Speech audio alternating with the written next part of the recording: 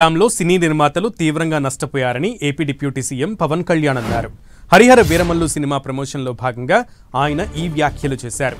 సినిమాలు చేయాలంటే యుద్ధం చేయాల్సిన పరిస్థితి వస్తుందన్నారు. టికెట్ రేట్ల విషయంలో నిర్మాతలతో పాటు తాను తీవ్రంగా నష్టపోయానన్నారు. ప్రత్యేక పరిస్థితుల్లో హరిహర వీరమల్లు సినిమా ప్రమోట్ చేయాల్సి వచ్చిందన్నారు Pawan Kalyan. Man made disaster గత ప్రభుత్వం చేసిన సమయంలో కరెక్ట్ సినిమా చేద్దాం అనుకున్న సమయంలో చంద్రబాబు గారిని చేసేయడం, నన్నేమో వైజాగ్లో ఇబ్బందులు పెట్టేయటం, వీటన్నిటిలో చాలా డిఫికల్టీస్ వచ్చింది సినిమా పూర్తి చేయడానికి.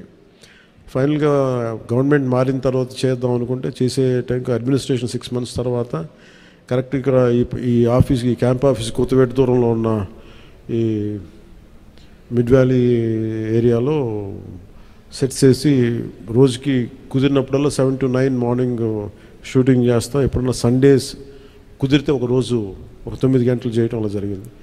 సో ఫైనల్గా సినిమా ఫినిష్ పూర్తయింది. నేను పాలిటిక్స్లో ఉండటం, గత ప్రభుత్వం చేసిన మ్యాన్ మేడ్ డిజాస్టర్స్ వీటన్నిటి వల్ల నలిగిపోయిన దానికి